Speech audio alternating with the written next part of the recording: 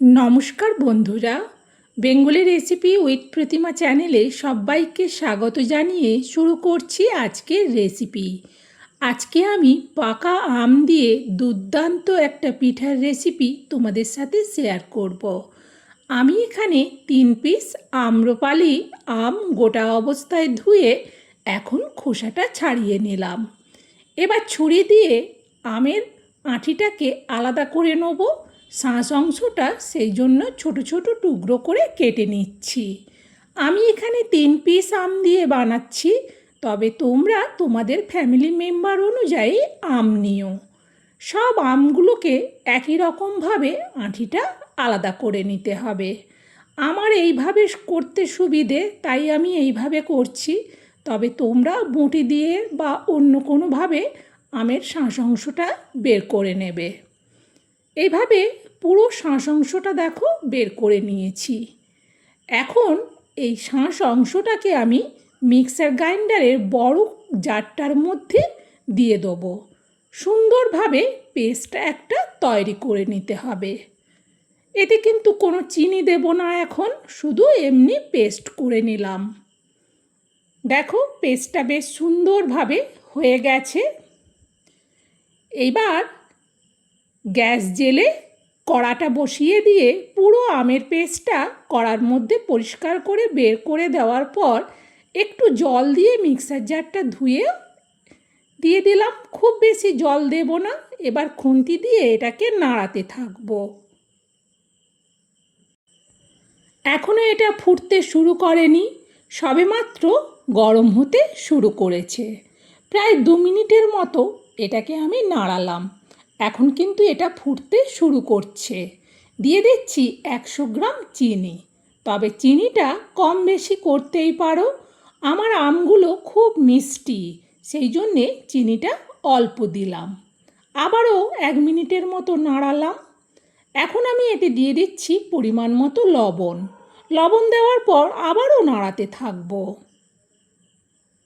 এবার এতে দিয়ে দিচ্ছি অল্প বেকিং সোডা।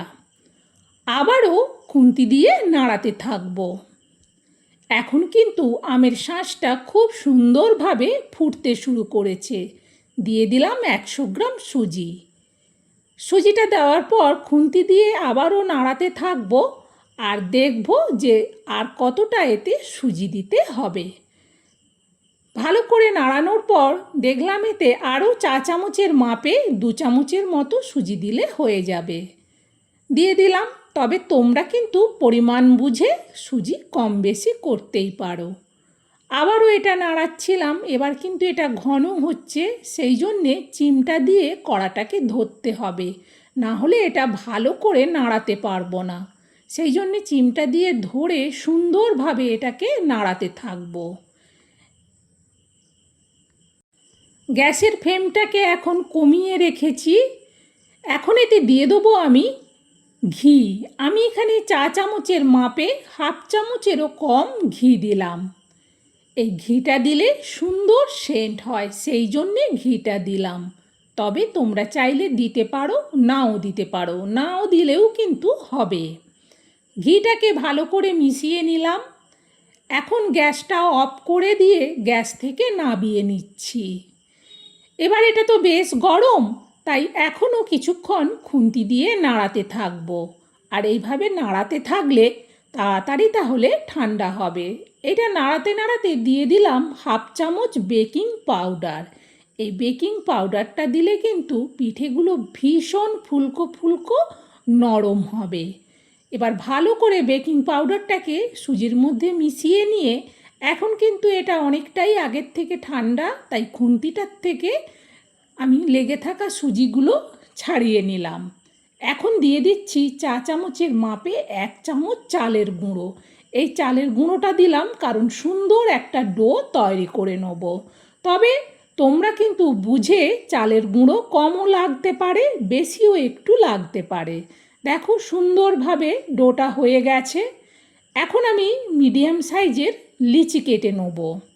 সব লিচিগুলো একই রকমভাবে দেখো কেটে নিয়েছি। এবার হাত দিয়ে ভালো করে এগুলোকে গোল করে নেব। আর যদি দেখো গোল করতে করতে হাতে তাও একটু জড়িয়ে যাচ্ছে, হয় তেল নিতে পারো, না হলে আরও একটু চালের গুঁড়ো হাতে নিতে পারো।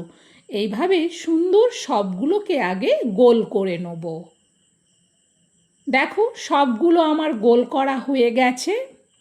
এইবার এগুলোকে একটা ডিজাইনের শেপ দিয়ে নেব।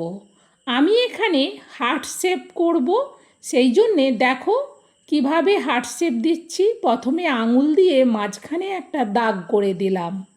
এইভাবে সুন্দর দাগ করার পর নিচের দিকে ভালো করে একটু সরু করে টিপে নেব।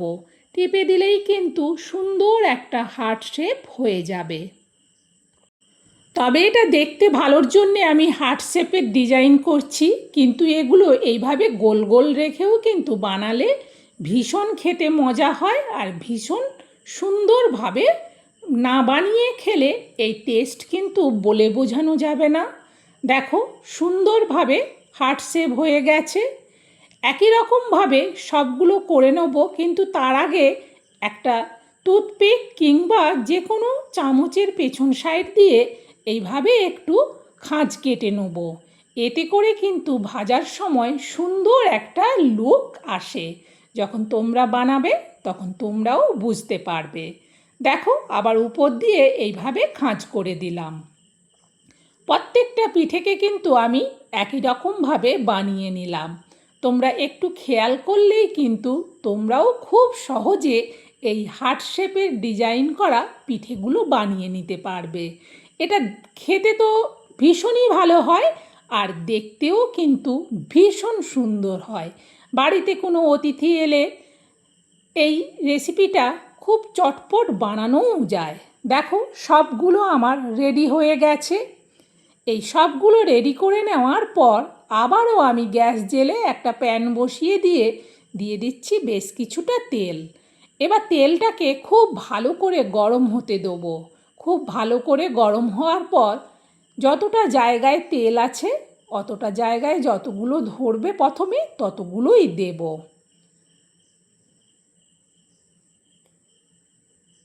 পিঠেগুলো দেওয়া হয়ে গেলে মিনিট খানেকের মতো অপেক্ষা করব। প্রায় 1 মিনিট বাদে পিঠেগুলোর একটা সাইড হয়ে গেছে। খুন্তি দিয়ে এবার পিঠেগুলো আর একটা সাইড হওয়ার জন্যে উল্টে দিচ্ছি। তেলটা খুব ভালো করে গরম হওয়ার পর পিঠেগুলো দিলে তাহলে কিন্তু একটা পিঠেও ভাঙবে না, কারণ পিঠেগুলো বাইরে থেকে যেমনই মুচমুচে হয় ভেতরটা কিন্তু ততটাই নরম থাকে। দেখো এই পিঠেগুলো ভাজা হয়ে গেছে, তুলে নিচ্ছি। একই রকমভাবে সব পিঠেগুলো কিন্তু আমি ভেজে নিলাম। সত্যিই বলছি কিছু কিছু টেস্ট আছে বলে বোঝানো যায় না, বানিয়ে খেলে তবেই বুঝতে পারবে যে পাকা আম আর সুজি দিয়ে পিঠেগুলো কতটা মজাদার হয় খেতে, বাইরে থেকে মুচমুচে আর ভেতর থেকে নরম। বন্ধুরা আমার দেখানো পদ্ধতিতে একবার পাকা আমের এই পিঠেটা বানিয়ে দেখো।